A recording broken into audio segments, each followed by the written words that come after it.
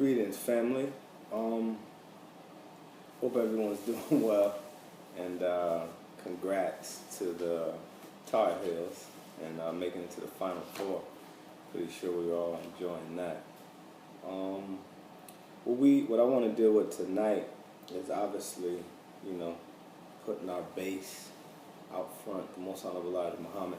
What I want to deal with, though, is very brief. In these books, the two books that we have, we talked a few times about fluoride, and you can do a lot of research on fluoride. Whether it's good, whether it's bad. There's a lot of research that shows that fluoride is actually it's not beneficial for us. So one thing that I thought about, is right now when you buy your toothpaste, they have fluoride in that for the at least, well, they say that it helps with cavities. That's partly true. What fluoride does is it prevents the progression of a cavity, but it doesn't allow the body or the saliva, the enzymes that are present, to heal the teeth as it's designed to do. So in that sense, it doesn't heal it in that sense, but what it does is it requires us to then have to seek medical help to correct, let's say, a cavity, for example. The reality to the body is that it was designed to heal itself in all aspects. So when you take on the water, which we know is fluoridated, we talked about that, the toothpaste, which is fluoridated,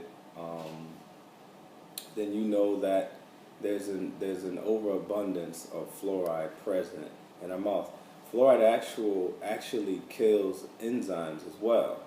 So in the saliva, there's actually calcium and healing properties, nutrients. I don't specifically want to go into all of them. Magnesium, because at the end I want to show you how to make your own toothpaste. So I want to get into us re-adding that back into the toothpaste that we can make. So there's calcium in your saliva. There's certain enzymes that can actually repair cavities. They can repair the teeth, and they can clean as far as bacteria, any fungus, any viruses that are in the mouth. There's actual healing properties within the saliva that actually does that. But the thing is, when we drink fluoridated water, the toothpaste, and when you go to the doctor, I remember my children when they were young, they went to the doctors and they had all this stuff on their teeth, and their mother took them. I didn't know what that was, and it was fluoride, which for me, I was like, oh Jesus. But yeah, so the thing about that is, you have those abilities naturally in your saliva, but without us knowing that they're present, we may be able to take on these things, not knowing that we're actually set up to defend ourselves against specific impurities. I'm just talking about the teeth in particular. So what I did was, I did some research in that area, and what I wanted to do was, make toothpaste. I didn't have to worry about any of that.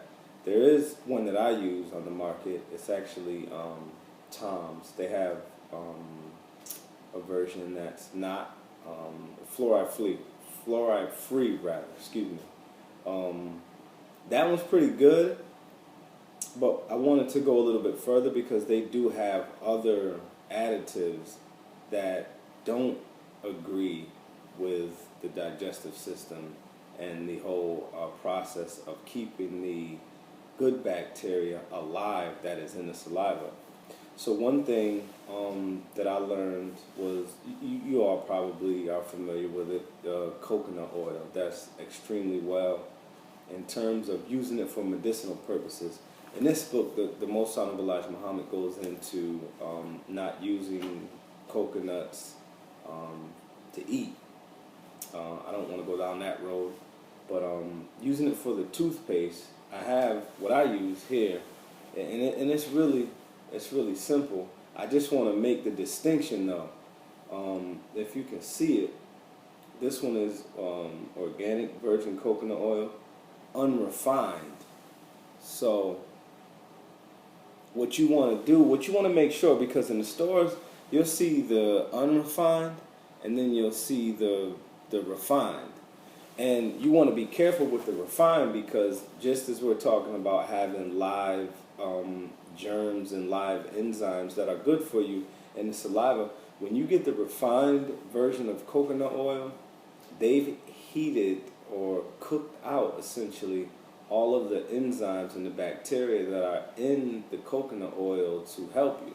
So it's kind of pointless. So the best thing is to find the unrefined. What I did was I studied some of the things that chemically, as far as chemistry, what the teeth are made up of. And a couple of the things that I found was obviously calcium, which is naturally in the saliva. But when we ingest the waters and the sodas and the things like that, it inactivates that. It inactivates the enzymes, so they're dead, they don't exist. So what I did was just looked at a few things that went into making the teeth what they are. And the two of the things that I found was calcium and magnesium. You can go to your local health store and you can get the pills, but they have the powder, which is better for the making of this toothpaste, because it's in powder form. You don't have to break it up, get a blender, whatever it is that you may do. So what I did was, and you may like a different consistency. That depends, how you like your toothpaste to be.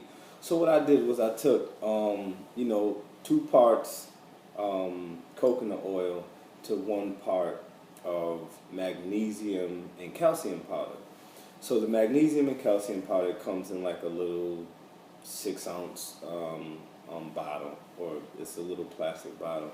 And what you do is what I did, I took I have like these measuring scoopers. So I took let's just say for example 2 teaspoons or tablespoons rather of coconut oil to 1 tablespoon of calcium and magnesium powder. Some people use baking soda. That's okay. It's a little abrasive, so you want to be careful along those lines. It does have many cleaning and beneficial properties in terms of the oxygen that it produces once it's inactivated within water and within the mouth. But it's just abrasive, so you want to be careful with that. And that's definitely up to you. So if you find the consistency better with adding just a little amount of baking soda, that's entirely up to you. Another thing that I used was they have essential oils. And essential oils, they come in like the same, like these little eyedroppers. And if they don't, you want to get one, and then take these, and then you want to drop a few drops within the mixture that you'll make for the toothpaste. So what you do is, like I said, 2 parts coconut oil, 1 part calcium and magnesium powder. If you choose baking soda, that's fine. And then a few drops of the essential oil. Now you want to hold the essential oil off until the last stage. So what you do is you just get a standard saucepan, and you melt down real gently. You melt down the coconut oil. Then you add the calcium magnesium powder. Once the coconut oil is melted down, you turn that off. And then as you add the calcium and magnesium powder, you stir that to allow that to form a consistency.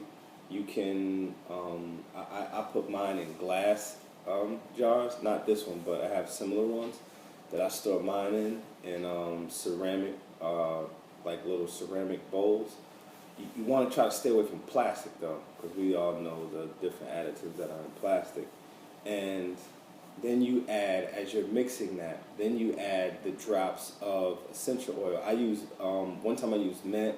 They have peppermint, cinnamon. So you can flavor this. This is the same thing that the companies do when they make toothpaste. They put these essential oils in the toothpaste to give it the mint flavor. we think, oh, the way that the mint makes the mouth feel minty and fresh, we think that's the cleanliness. No, that's just the mint. So the reason why it's best to use the coconut oil, and I'll just real brief, it's antiviral, antifungal, antibacterial. So you can imagine what that does for the healing of the mouth. And then the calcium and magnesium powder, what that does is it puts some of those elements and some of those nutrients back in the mouth within the saliva and the bacteria that's mixed in, and then that applies to the teeth. That actually, that I found, has been the best solution in terms of reversing cavities and not just leaving them at a standstill to where you have to go to a dentist and he says, okay, well, the cavities haven't progressed, but they haven't decreased either. See, what this actually does is this removes the decay, and then it gives the body the right nutrients to begin to heal the teeth. So yeah, that's why the best coconut oil to get is the unrefined. And then, like I said, if you have like a health food store, you can find the calcium and magnesium powder. And then the essential oil, that just depends on which one you like. I mean, I like mint, to tell you the truth. I tried the cinnamon one. It was good. It just was a little weird as far as the aftertaste. But the mint, and then the peppermint, and then they have spearmint, which works really, really, really well. I think you'll definitely love that. And so once all of that cools, you can get that to the consistency that you like. I like mine a certain consistency. You may like yours a little different. And all you have to do to differentiate that is you can add more or less coconut oil to magnesium powder, or calcium and magnesium powder. So that just depends on you. But try it out. There's other research, that you can do in terms of oil pulling. I don't really do that, but there's a lot of research in that helps with the cleanliness of the gums, the teeth, the removing the bacteria, and to actually reverse tooth decay, and then regenerate the restructuring and the rebuilding of the teeth and even enamel. That's something a little deeper. We won't go into the enamel because they say once you lose that, you can't get it back. That's not necessarily true. It's not actually true. But, we'll get into that next time. But definitely, thank you for listening, family. And enjoy your night. Slum love.